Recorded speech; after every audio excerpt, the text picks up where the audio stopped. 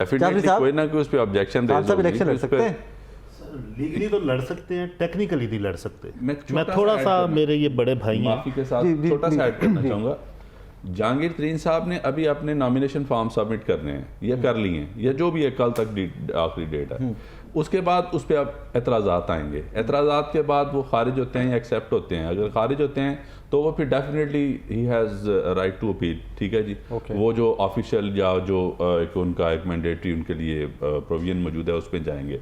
उसमें फिर डिसाइड होगा कि वो कर सकते हैं या नहीं कर सकते। ऑलराइट जाफरी साहब, देखिए जिस तरह मैंने कहा कि टेक्निकली नहीं लड़ सकते, लीगली लड़ सकते हैं। देखिए जब सज़ा सस्पेंड हो गई तो पार्शल नहीं सस्पेंड हुई। जजमेंट में ये कहीं नहीं लिखा कि जिनकी कैद तो हम सस्पेंड कर रहे हैं लेकिन नाइली सस्पेंड नहीं कर रहे। ओके। जब सज़ा सस्पेंड हुई वो सारी सज़ा सस्पेंड हुई। उसमें 3 साल की कैद थी और 7 नाइली थी। ठीक है। लिहाजा मैं तो ये समझता हूँ, मैं तो बड़ा अभी स्टूडेंट हूँ अभी, मैं तो ये समझता हूँ कि अगर मेरी एडवाइस शामिल होती तो मैं तो ये एप्लीकेशन भी ना देता जो आज खारिज हुई है इस्लामाबाद हाई कोर्ट से, क्योंकि हमें इस कंट्रोवर्सी में पढ़ना नहीं चाहिए था। उनकी सज़ा सस्पेंड है, वो इलेक्शन लड़ते एतराज़ लगता, बाद में देखा जाता। और जिस तरह भाईजान कह रहे हैं, नवाज शरीफ साहब की नाइलियाँ ख़त्म नहीं हुई। नवाज शरीफ साहब की जो सबसे मेन नाइली है वो कायम दायम है और उसको ख़त्म करने के तमाम वाक़े भी जा चुके हैं। उनको सुप्रीम कोर्ट ने किया 62F1 पे नाअहल 4-1 की जजमेंट से। उसके बाद इन्होंने नज़रसानी फ़ाइल की, नज़रसानी इनकी खारिज हो गई। उसके बाद अपील का तब हक ही नहीं था। अभी अमेंडमेंट की गई, अपील का हक दिया गया, लेकिन अपील का हक माजी में नहीं दिया गया। ठीक है। लिहाजा नवाज शरीफ साहब की जो मेन नाइली थी वो सस्टेन है और इस पोजीशन में नवाज शरीफ साहब इलेक्शन नहीं लड़ सकते। ये इसमें भी थोड़ा बहुत, क्योंकि जो इस वक्त मेरे सबसे बड़े जज हैं उन्होंने वुज़ू किया हुआ है कि जी उन्होंने करना ही करना है पाक साहब मियाँ साहब को, लेकिन काजी साहब की बात कर रहे हैं, काजी साहब की, लेकिन वो कर नहीं सकेंगे। अगर वो करेंगे, देखें लोगों का इस वक्त सिस्टम से एतमाद उठ चुका है। एक होता है पसंद, एक होता है नापसंद, एक होती है नफ़रत। लोग इस वक्त नफ़रत कर रहे हैं इस सिस्टम से, जिस तरह से मियाँ साहब को लाया गया, जिस तरह से 52 दिनों में उनको ये बात में मुत्तफ़िक़ हूं, इनको ड्राई क्लीन किया गया। लोगों में नफरत बढ़ी है, इससे फायदा कम नुकसान ज्यादा होगा। अब देखते हैं कि मुल्क की सबसे बड़ी अदालत, चाहूंगा यहाँ पे आपको मैं मतलब प्रॉपर टाइम नहीं इसमें देखें, अब देखेंगे कि मुल्क की ऐसी होती हैं। अब देखेंगे कि मुल्क की सबसे बड़ी अदालत जो है वो अब क्या प्रेसिडेंट सेट करने जा रही है आम आवाम के लिए।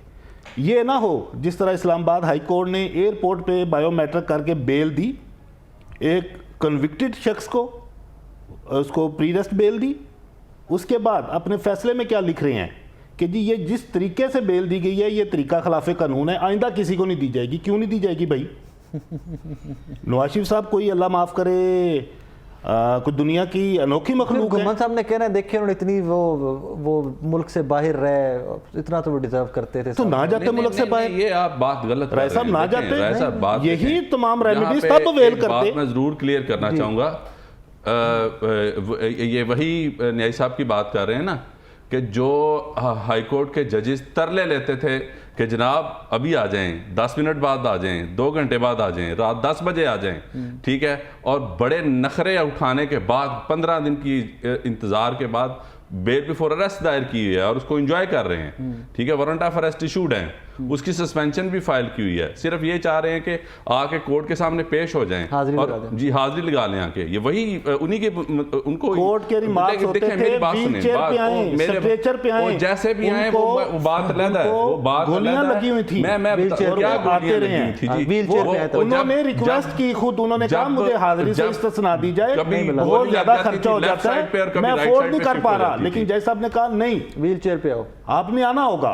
और जिस तरह से एक तौहीन अदालत के केस में और एक तोशाखाना के केस में जिस तरह से वारंट की तामील करवाई गई पाकिस्तान की 76 साल तारीख में, इवन के जब से कानून है उसकी मिसाल नहीं मिलती कि जिस तरह से मार्च में जो तमाशा किया गया कौम के साथ, खान साहब के साथ जो हुआ है, नवाज शरीफ साहब एक दिन नहीं सह सकते। जी जी, बड़ा बहुत ये गुस्सा है। इन्होंने हमेशा अपने पाँव पे खुद कुल्हाड़ी मारी है, खून से अंदर बैठे हैं, बहुत इन्होंने गुस्सा अपने हुआ। पाँव पे खुद कुल्हाड़ी मार के बाद में रोए हैं। टेक्निकल 9 चीजों में पे आ जाए। हमने नहीं मोहम्मद किया था, 9 में ही आपने किया, कुल्हाड़ी आपने मारी। बेनिफिशियरी आते कौन हैं, है? इस पे आते हैं, एक यहीं सेकंड, पे आ जाए एक जी। सेकंड। 9 मई का बेनिफिशियरी एक कौन है? सेकंड। 9 मई का बेनिफिशियरी कौन है? पहले टेक्निकलिटी समझ लो। 9 मई का मफाद कौन ले अल्लाह रहा दा ना लो, पहले मैंने टेक्निकलिटी समझ लेने दो। मैं ज़रा जी, इसका चाहता सर जी। ऐसा पता है एक बात क्या है, इस मौजू पे हमें ये पहले असूल तय करना पड़ेगा। मेरे सारे भाई दोनों यहाँ पे हैं, हम इदारों को, निज़ाम को, सिस्टम को उस वक्त उसकी तनकीद करते हैं जब वो हमारे खिलाफ इस्तेमाल हो जब रहा तक अपने साथ है ठीक है होता है। फिर। लेकिन जब अपने साथ है हाँ, ठीक उस है, वक्त हमें नुक्स नहीं नज़र आते। नवाज शरीफ साहब पे आ जाए।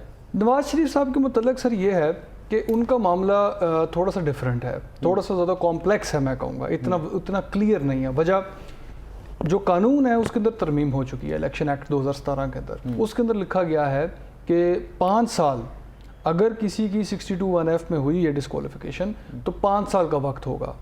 प्रॉब्लम क्या है कि हमारे फैसले हैं सुप्रीम कोर्ट के पुराने जो कहते हैं कि जब इस तरह की डिसऑनेस्टी सादिक और अमीन ना होने पे अगर किसी को नाअहल किया जाएगा तो उसकी जो मुद्दत होगी वो ताहयात होगी। ठीक हो गया। सुप्रीम कोर्ट के फैसले अपनी जगह मौजूद हैं, कानून में अब नई तरमीम की गई है। सवाल एक पेचीदा सा एक कानूनी सवाल है, इस वक्त इतना वजाहत इसमें नहीं है कि इसमें प्रवेल क्या करेगा। आम असूल ये होता है कि जब लॉ चेंज हो जाए तो जजमेंट उस तरह अप्लाई नहीं होती। आम असूल ये है क्योंकि कानून ही बदल गया, तो जो पिछला था असर जो था जजमेंट का वो ख़त्म हो जाता है।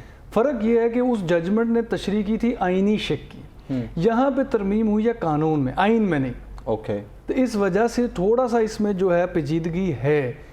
ज़ाती तौर पे मैं समझता हूँ कि इसको सुप्रीम कोर्ट में ही जाके हल होना है और 2 जनवरी को, और ये सुप्रीम कोर्ट टेकअप कर चुकी है। ये चीफ जस्टिस साहब ने, वैसे मेरा ख्याल है ये बड़ा अच्छा फैसला किया, इसको पहले ले लिया, वरना क्या होना था, नॉमिनेशन पेपर जमा होने थे, तराजात होने थे, जिसके भी हक में नीचे वाला फैसला आता अपील होती है, अपील से फिर सुप्रीम कोर्ट में ही जाता मामला। सो अल्टीमेटली वैसे मेरी अपनी ज़ाती ये राय और ख्याल है कि इस वक्त तमाम जमातों को वैसे इस पर इतफाक कर लेना चाहिए और ज़्यादा ऑब्जेक्ट ना करें कि 5 साल वाला ही टाइम। हाँ, बेहतर band of the day politically सबके लिए ये बेहतर है।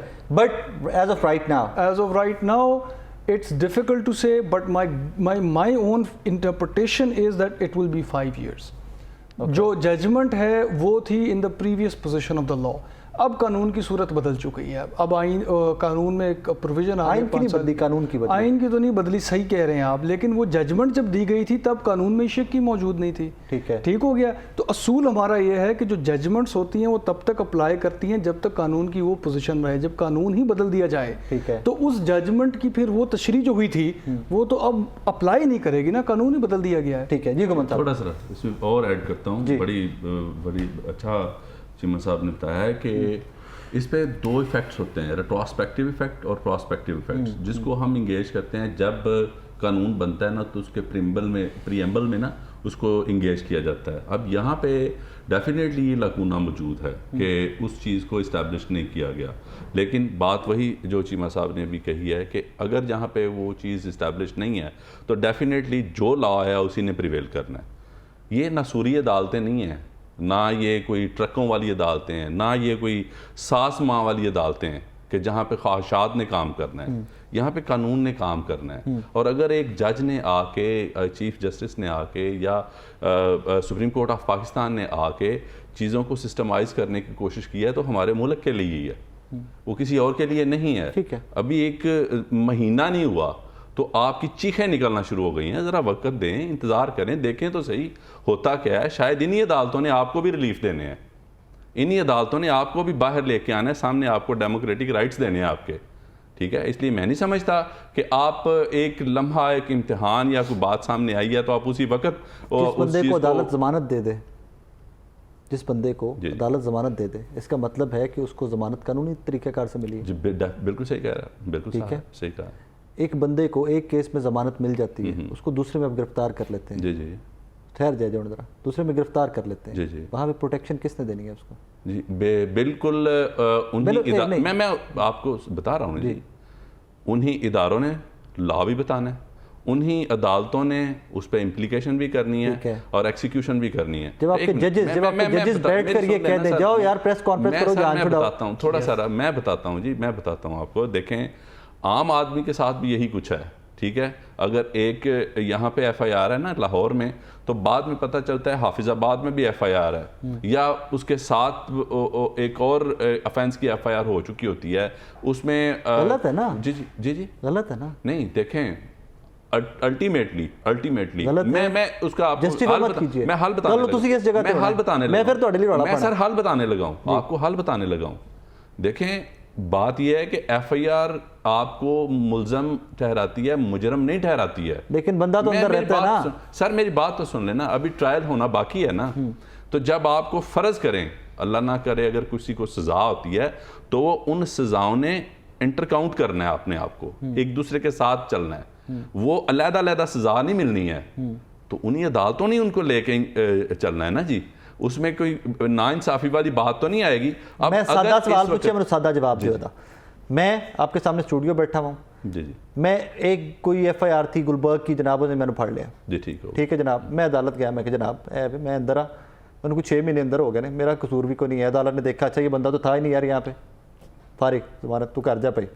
मैं बाहर निकलना, घुमन साहब बाहर खलोते ने हथकड़ियां लैके मैंने फिर फड़ लिया। घुमन साहब तो कोई और सुन लो FIR होगी सुन ले ना। सुन ले सुन ले सुन ले सुन ले हुण घुमन साहब के नाल चीमा साहब ने पता लगा है तो कराची की पुलिस आई है।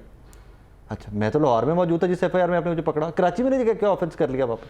उन्होंने ऑफेंस तू किया या नहीं किया बात की गल है, तेन एक रगड़ा देना चाहिए, एक तेन चक्कर लवाना। Process of law है ना। सुन ले प्लीज। मैं चीमा साहब के साथ कराची ले गया,